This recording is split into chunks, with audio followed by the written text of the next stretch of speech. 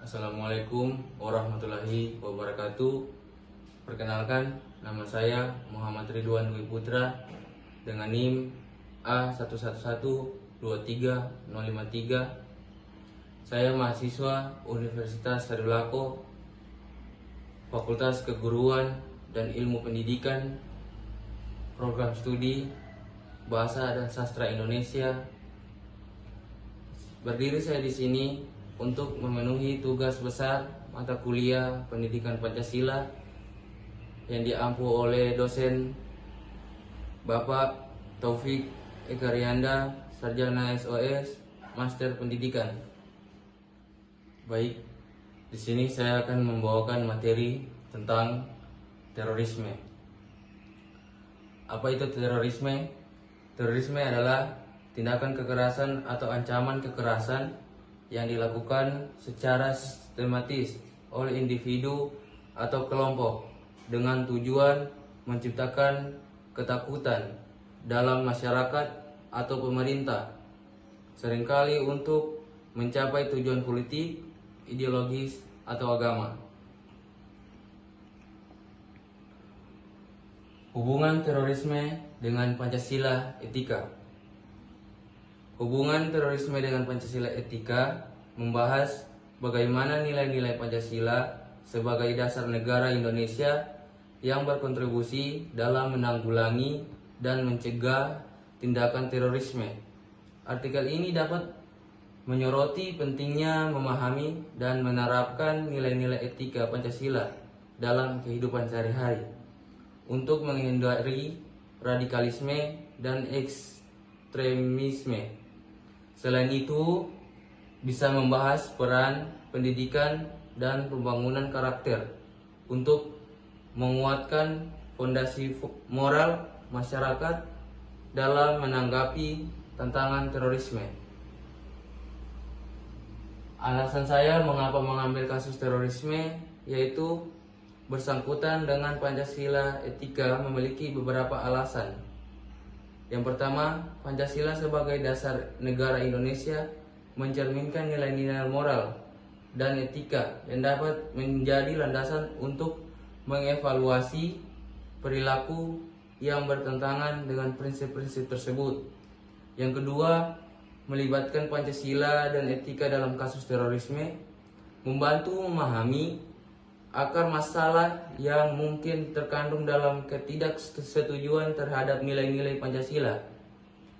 Ini memberikan kesempatan untuk mendalami faktor-faktor sosial, ekonomi, dan juga politik yang dapat mempengaruhi terjadinya tindakan terorisme. Selain itu, mengaitkan terorisme dengan Pancasila dan etika memungkinkan untuk merancang pendekatan pencegahan yang lebih holistik dan berbasis nilai-nilai budaya lokal. Hal ini dapat melibatkan upaya pendidikan, perkembangan karakter, dan promosi dialog antar agama untuk mengurangi potensi radikalisme dan ekstremisme.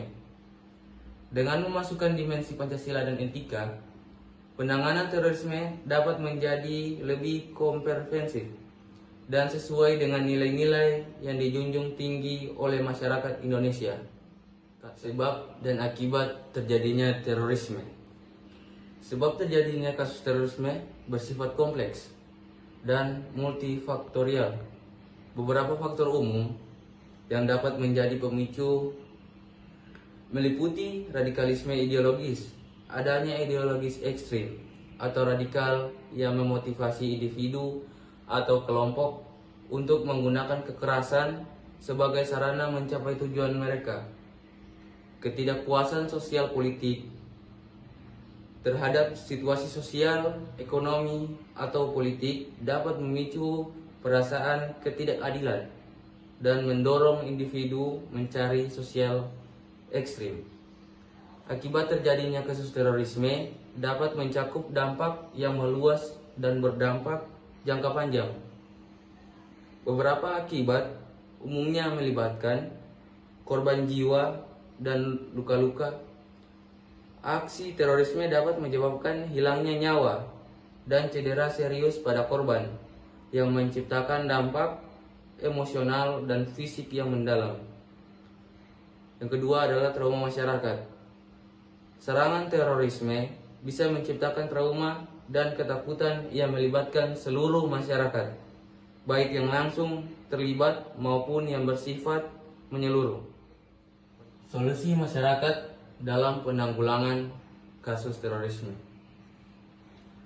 Solusi untuk menanggulangi kasus terorisme yang melibatkan Pancasila dan etika melibatkan kolaborasi antara masyarakat, pemerintah pusat, dan pemerintah daerah.